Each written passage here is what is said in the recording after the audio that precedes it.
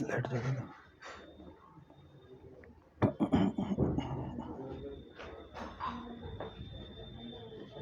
Hello बच्चों, तो चलिए आज के सेशन में हम लोग एक्सरसाइज 1.1 का जो हमारा कुछ क्वेश्चन रह गया था उसे आज हम लोगों को कंप्लीट करना है, ठीक है। और इसी के साथ आज के सेशन में ये चैप्टर पूरा हमें क्या कर लेना है, कंप्लीट कर लेना है। तो चलिए देखते हैं सबसे पहले हमारा क्वेश्चन क्या है। तो एक्सरसाइज 1.1 यानी कि हम रियल नंबर के चैप्टर नंबर 1 एनसीईआरटी बुक के एक्सरसाइज 1.1 को सॉल्व कर रहे हैं, जहाँ पे हम लोग क्वेश्चन नंबर 3 पे हैं। तो यदि आप हमारे चैनल पे नए हैं तो चैनल को सब्सक्राइब जरूर कर लीजिएगा, क्योंकि यहाँ पे आपको क्लास 1 से क्लास 12 तक के सारे सब्जेक्ट जो है करवाए जाते हैं, तथा हर एक वीडियो का जो है आपको नोट्स भी हमारे टेलीग्राम ग्रुप पे मिल जाता है। तो आपको नीचे डिस्क्रिप्शन में टेलीग्राम ग्रुप का लिंक दिया हुआ है, तो उसमें आप जाकर के ऐड हो जाए किसी भी प्रकार के नोट्स लेने के लिए। तो चलते हैं, अब देखते हैं इस क्वेश्चन को। ये हमारा क्वेश्चन क्या है, कह रहा है कि an army contingent of 660 members is to march behind an army band of 32 members in a parade. The two groups are to march in the same number of columns. What is the maximum number of column in which they can march? यानी कि आपका जो है क्या कर रहा है कि टोटल मेंबर की संख्या, यानी कि एक कोई जो पैरेड होता है हमारा, ठीक है, तो पैरेड में जो है आपका टोटल 616 मेंबर है, ठीक है। उसमें मेंबर की संख्या कितना है, 616 है। तो ये जो 616 है ये क्या है, हमारा मेंबर्स है। और ये मेंबर्स जो है मतलब कि 32 के हिसाब से वे पैरेड में शामिल हो रहे हैं। तो कह रहा है कि वे कैसा ऐसा लाइन बनाना है हमें, ठीक है, इस तरह का लाइन बनाना है जो मैक्सिमम नंबर ऑफ कॉलम में सारा का सारा क्या हो जाए, बराबर हो जाए, इक्वल हो जाए, ठीक है। इतना कितना, जैसे मान करके चलिए एक एग्जांपल, जैसे आपके स्कूल है तो आपके स्कूल में क्या होता होगा कि मान के चलिए 300 बच्चे हैं आपके स्कूल में। 300 यदि बच्चे हैं तो क्या बोला जाता है कि सभी बच्चे बराबर बराबर लाइन में लग जाओ। तो अक्सर स्कूल में क्लास वाइज या आपको ग्रुप वाइज जो है लाइन लगवाया जाता है। तो यही 300 बच्चे को क्या कहा जाएगा कि इक्वल जो है आपको लाइन लगाना है, इक्वल कॉलम में सभी बच्चे को एडजस्ट करना है। तो यही चीज़ यहाँ भी है। तो देखो यहाँ पे हमें क्या करना होगा, जब इस टाइप के क्वेश्चन आपको मिल जाए तो उसका मतलब सीधी सी बात आप समझ लेना कि आपको वह कहा जा रहा है एचसीएफ निकालने के लिए। जब कहा जाएगा मैक्सिमम नंबर ऑफ कॉलम या मैक्सिमम नंबर ऑफ रो या maximum number of student in column, ठीक है, तो वहाँ पे हम क्या करेंगे, एचसीएफ निकालेंगे। तो इस क्वेश्चन में आपको क्या बोला जा रहा है, एचसीएफ निकालने के लिए। तो किसका एचसीएफ, तो 32 और 616 का आपको एचसीएफ निकालना होगा। और जो हमारा एचसीएफ होगा वही इस क्वेश्चन का क्या होगा, राइट आंसर होगा।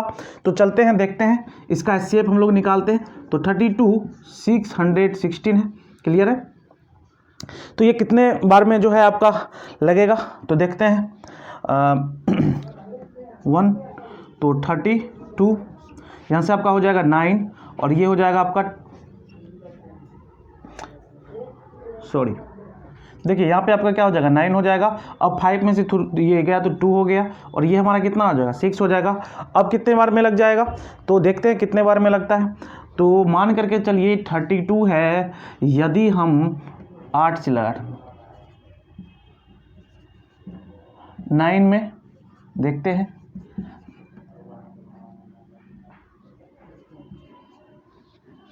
नौ 27 28, ठीक है, 9 में लग जा रहा है हमारा। तो हम 9 में लगाएंगे तो 288 हो जाएगा, ठीक है ना। तो यहाँ से हमारा क्या हो जाएगा, देखिए पहले हमने 1 से लगाया तो 1 से लगाया तो 32 हो जाएगा, तो 296। तो फाइनली 9 से लगेगा तो ये हमारा 288 हो जाएगा, तो ये कैंसिल हो जाएगा। अब देखिए 8 8 16 यानी कि 8 और 16 में यदि जाएगा तो हमारा कितना 8 हो जाएगा और ये हमारा कैंसिल आउट हो जाएगा। तो फाइनली अब हम 32 को क्या करेंगे, डिवाइड करेंगे 8 से, तो कितना हो जाएगा हमारा 4 हो जाएगा। तो फाइनली इस क्वेश्चन का जो हमारा आंसर होगा वे क्या होगा, जो एचसीएफ निकलेगा। तो हमारा एचसीएफ कितना निकल रहा है, 8 निकल रहा है। तो कह रहा है कि what is the maximum number of column, तो हम लिखेंगे द मैक्सिमम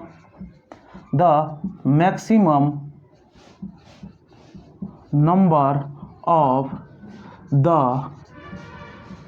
कॉलम इज 8, यानी कि मैक्सिमम नंबर ऑफ कॉलम की संख्या कितनी होगी, इसमें 8 होगी। तो इस टाइप का क्वेश्चन यदि आपको मिले, ठीक है, तो वहाँ पे सिंपल सी बात है, हमें क्या करना होगा, HCF निकाल देना होगा। तो क्वेश्चन नंबर 3 हो चुका है। अब चलिए क्वेश्चन नंबर 4 की ओर चलते हैं और देखते हैं क्वेश्चन नंबर 4 हमारा क्या कहता है। अब देखिए 4 नंबर क्वेश्चन है, आपका क्या कर रहा है कि यूज यूक्लिड डिवीजन लेमा, यानी कि हमें यूक्लिड डिवीजन लेमा का यूज करना है। और उसके बाद कर रहा है कि टू शो दैट, हमें दिखाना है कि the square of any positive integer, यानी कि किसी भी पॉजिटिव इंटीजर का जो स्क्वायर होगा either of the form of 3m और 3m+1 for some integers m, यानी कि कह रहा है कि जो भी हमारा पॉजिटिव इंटीजर होगा, ठीक है, ये तो हमारा 3m के फॉर्म में होगा या 3m+1 के फॉर्म में होगा। तो सबसे पहले देखिए, हमने आपको पिछले क्लास में भी बताया है कि यूक्लिड डिवीजन लेमा का हम यूज कैसे करते हैं, ठीक है। तो यहाँ से अच्छे से समझिएगा, लिखते हैं पहले by Euclid's division, 1 minute, by Euclid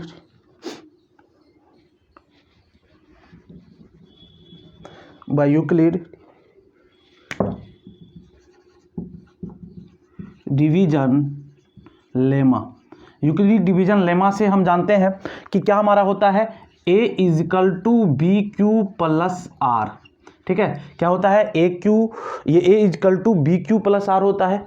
अब यहाँ पे कह रहा है कि ये दिखाने के लिए कि यदि किसी, ठीक है, स्क्वायर, यदि किसी पॉजिटिव इंटीजर का स्क्वायर यदि हम कर दे, तो हमने मान करके चला कि हमारा जो टर्म है क्या है, A = BQ+R, यानी कि A = वे हमारा क्या, कौन सा फॉर्म में कर रहा है, 3m या 3m+1 के टर्म में कर रहा है। तो हम यहाँ पे क्या मानेंगे, तो देखिए यहाँ पे आपका जो डिवाइडेंड है ये हमारा कितना है, 3m है, तो हम लिखेंगे 3m+1, ठीक है, 3m+1। तो यहाँ से कह रहा है कि ये हमने क्या माना, हमने एक नंबर माना जो हमारा 3m+1 के, ये 3m+ क्या होगा, R के टर्म में होगा, ठीक है, रिमाइंडर कुछ भी हो। अब कह रहा है कि इससे इंटीजर का, ये हमारा क्या है, सम इंटीजर्स है, तो इस इंटीजर का जो स्क्वायर होगा वे हमारा इस फॉर्म में होना चाहिए। तो हम क्या करेंगे, ये जो हमारा A है इसके स्क्वायर को यदि करें तो क्या हो जाएगा, आप देख लीजिए, 3m+R का स्क्वायर, तो यहाँ से हमारा हो जाएगा A² प्लस क्या हो जाएगा, B² और प्लस क्या हो जाएगा 2AB, तो 2AB, तो हम लिखेंगे 6, ठीक है, M और R, 6M और क्या लिखेंगे हम, R लिखेंगे। क्लियर है यहाँ से। तो देखिए एक चीज हमने यहाँ पे जो लिखा है, ठीक है, हमने जो यहाँ पे लिखा है 9m² R² प्लस 6mR, तो अब देखिए हमारा क्या हो जाएगा, यहाँ पे एक चीज़, यहाँ पे m नहीं मान करके हम q मान लेंगे तो बेहतर होगा, क्योंकि आगे हमें कुछ कैलकुलेशन करना है, ठीक है। यहाँ पे हम q मान लेते हैं, बेहतर होगा, q मान लेना ही बेहतर होगा। तो हम यहाँ पे क्या करेंगे, q मान लेंगे, ठीक है बच्चों, यहाँ पे q मानना है और कोशिश करना है कि हमेशा हमें q ही मान लेना है, ताकि आगे कहीं हमें यदि कोई चीज़ जो है मानना पड़े तो दिक्कत ना हो। अभी आपको समझ में नहीं आएगा, जब मैं क्वेश्चन सॉल्व करूँगा तब पता चलेगा। तो हमारा ये इस टर्म में हो गया। अब हमें क्या करना है, हमें मालूम है कि जो r होगा उसका वैल्यू कहाँ से कहाँ तक होता है, उसका वैल्यू आपका 3 से लेकर के 0 के बीच होगा, क्योंकि यहाँ पे हमारा जो है, ठीक है, यहाँ पे आपका क्या है 3 है, इसीलिए उसका वैल्यू 0 से 3 के बीच में होगा। अब हम यहाँ से r का वैल्यू एक बार 0, एक बार 1, एक बार 2 पुट करके देखेंगे, ठीक है। तो केस फर्स्ट में जब इस वाले इक्वेशन में क्या करा, किसी भी इंटीजर का स्क्वायर, और ये इंटीजर हमारा क्या है, इंटीजर हमने a माना है और इसका स्क्वायर, तो ये है हमारा इंटीजर, नया इंटीजर जो हमारा बना ये बन रहा है, ठीक है। कह रहा है कि यूज यूक्लिड डिवीजन लेमा, तो हमने तो यूक्लिड डिवीजन लेमा का फॉर्मूला लिख दिया। कह रहा है कि so that the square of any positive integer, तो हम ये मान करके चल रहे हैं कि ए हमारा कोई पॉजिटिव इंटीजर है।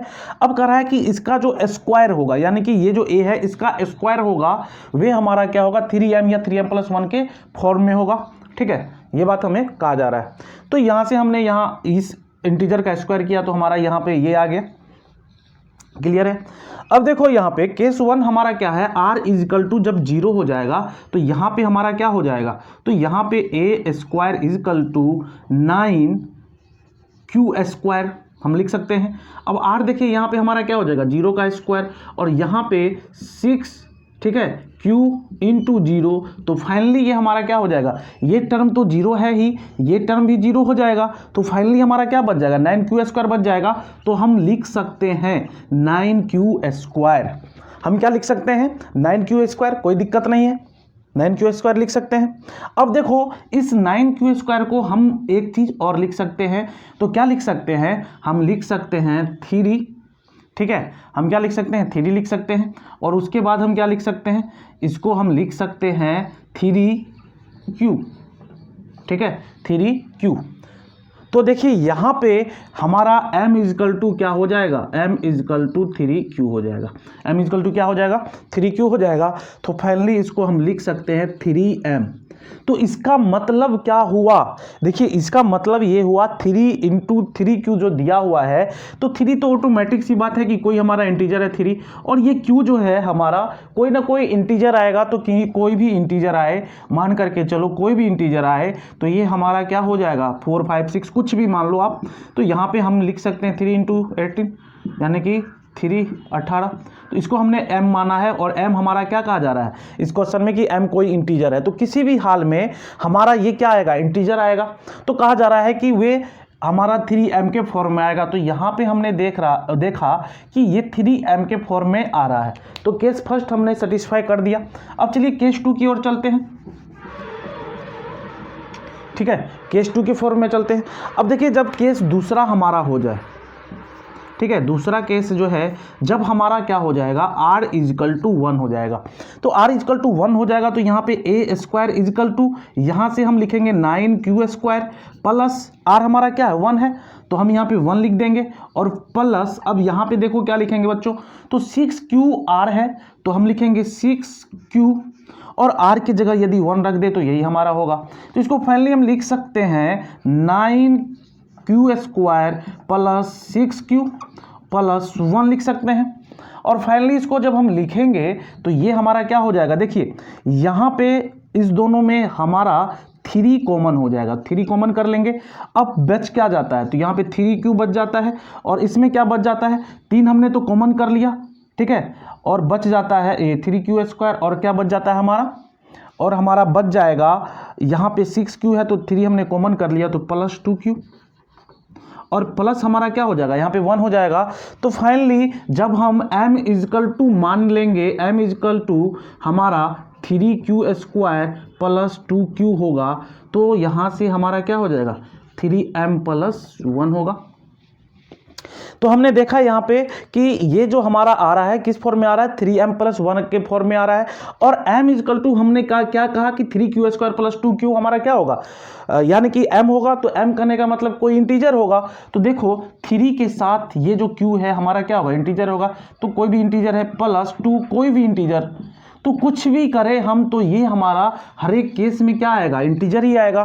तो इसीलिए हम इसे m मान रहे हैं, ठीक है, ये हमारा क्या होगा एक इंटीजर होगा, तो इसीलिए हम इसे क्या मान रहे हैं m कह रहे हैं। तो ये हमारा 3m प्लस 1 होगा। इंटीजर के बारे में आपको मालूम है कि क्या होता है, आपका इंटीजर होता है +1 +2 +3, यानी कि यहाँ पे कौन सा इंटीजर कर रहा है पॉजिटिव इंटीजर। तो पॉजिटिव इंटीजर 1 से लेकर के जितना भी नंबर है सब पॉजिटिव इंटीजर कहलाता है। और हमारा जब भी ये आएगा तो ये आपका 3m प्लस 1 के फॉर्म में आएगा। अब लास्ट वाला केस 3 हम देख लेते हैं बच्चों कि केस 3 क्या कहता है, ठीक है। केस 3 में r इजकल टू हम ट्रू यदि रखेंगे तो यहाँ से हमारा क्या हो जाएगा a स्क्वायर इजकल टू, अब देखो 9q square plus 1 plus 6q है, तो हम क्या लिखेंगे यहाँ पे 9q स्क्वायर प्लस यहाँ पे इस वाले में रखना है r स्क्वायर, यानी कि 2 का स्क्वायर कितना हो जाएगा 4 हो जाएगा।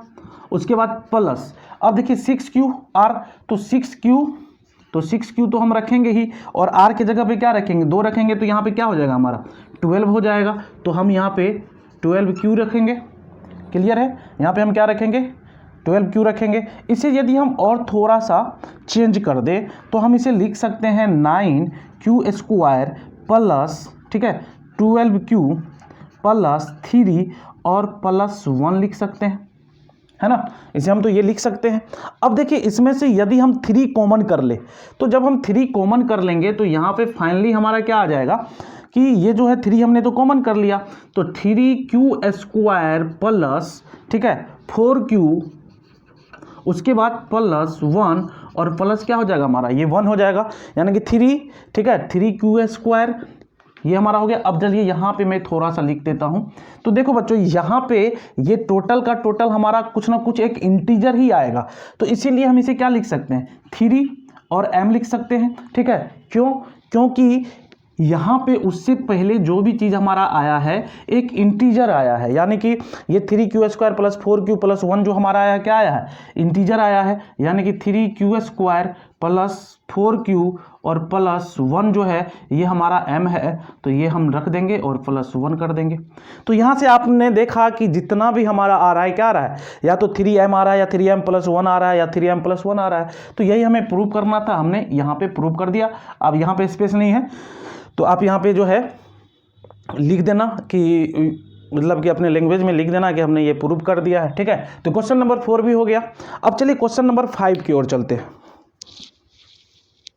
देखिए, सबसे पहले हमें क्या करें कि use Euclid division lemma to show that the cube of any positive integer is of the form of 9m 9m plus 1 और 9m प्लस 8, ठीक है। तो सबसे पहले हम यूक्लिड डिवीजन लेमा का क्या करेंगे, यूज करेंगे। तो यहाँ से हमारा क्या हो जाएगा, a equal to B Q plus R हो जाएगा। तो यहाँ से हम लिखेंगे a equal to 3q plus R, ठीक है। अब देखिए क्या कर रहा है कि कोई भी ऐसा हमें इंटीजर लेना है जिसका क्यूब हमारा इस टर्म में हो। तो इंटीजर यदि हम 1 ले तो 1 का क्यूब हमारा कितना 1 होगा, 2 का क्यूब हमारा कितना हो जाएगा 8 हो जाएगा, 3 का क्यूब हमारा कितना हो जाएगा 27 हो जाएगा। तो ये 27 पहला ऐसा हमारा इंटीजर मिल रहा है जो हमारा क्या हो रहा है, यानी कि ये 9m के मल्टीपल में है, यानी कि 9 × 3 27, ठीक है। तो इसीलिए हम 3q प्लस आर मानेंगे और इसका हॉल क्यों करेंगे, तो क्या होता है a³ प्लस b³ प्लस 9, ये 9ab into 3a plus b, तो उस पर हमने रख दिया। तो फाइनली हमारा निकल करके ये आ गया। अब हम रखेंगे केस फर्स्ट। तो केस हम कहाँ से लेंगे, तो सबसे पहले आप देख लीजिए कि हमारा क्या है 3q प्लस आर है, तो आर का वैल्यू हम कहाँ से कहाँ तक लेंगे, तो आर का वैल्यू 0 से और 3 के बीच में लेंगे, ठीक है। तो ये फाइनली हमारा क्या हो जाएगा, जब हम r इजकल टू 0 लेंगे, तो जब r इजकल टू 0 लेंगे तो यहाँ से a³ बराबर हमारा हो जाएगा 27, ठीक है, क्यूब प्लस 27, ये आपका क्या हो जाएगा, ये टर्म आपका 0 हो जाएगा, ठीक है। तो यहाँ पे हम 0 लिख देते हैं, ये टर्म आपका 0 हो जाएगा क्योंकि 0 के साथ मल्टीप्लाई होने पे 0 होगा, ये भी वही हो जाएगा और यहाँ पे हमारा क्या हो जाएगा 0 हो जाएगा। तो फाइनली a³ इजकल टू क्या हो जाएगा 27q हो जाएगा। तो इसको हम लिख सकते हैं 9, ठीक है, 9 और क्या लिख सकते हैं 3q, जहाँ पे हमारा m इजकल टू क्या हो जाएगा 3q हो जाएगा। तो इसको हम क्या लिख सकते हैं 9m लिख सकते हैं। अब अगले वाले में देखिए, जब r इजकल टू हमारा 1 हो तो a³ इजकल टू हमारा हो जाएगा 27q के ये क्यूब प्लस, अब देखिए 27 हमने तो यहाँ पे 1 रखा तो क्या हो जाएगा q² हो जाएगा, प्लस 90q, r के जगह पे हमने 1 रखा तो यही रह जाएगा, और प्लस 1 का ये हमारा क्यूब क्या आएगा 1 ही होगा। तो इसको हम लिख सकते हैं, यदि हम इसमें से 9 कॉमन कर ले तो क्या हो जाएगा बच्चों 9, ठीक है, 3q cube plus 3q² plus 1 और यहाँ पे प्लस 1 हो जाएगा। तो फाइनली इसको हम लिख सकते हैं 9, ये टोटली हमारा मान के चलिए इंटीजर होगा, तो क्या हो जाएगा 9m प्लस 1 हो जाएगा। अब लास्ट वाला हम यदि r इजकल टू क्या मान ले 2 मान ले, तो ये हो जाएगा a³ इजकल टू 27 प्लस, अब देखिए 27 ये q है तो ये हम क्या लिखेंगे q का स्क्वायर है हमारा, तो यहाँ पे हम 20q का स्क्वायर लिखेंगे और r के जगह पे हम क्या देंगे 2 देंगे, तो 2 का कितना हो जाएगा 8 हो जाएगा, ठीक है। उसके बाद प्लस, ठीक है, प्लस क्या हो जाएगा हमारा, देखिए यहाँ पे हमारा क्या है 9q² तो 9q² क्या हो जाएगा 9q4 हो जाएगा, है ना, 9q का स्क्वायर यानी कि 4 हो जाएगा हमारा, 4 हो जाएगा, और प्लस में हमारा क्या हो जाएगा r³ हो जाएगा।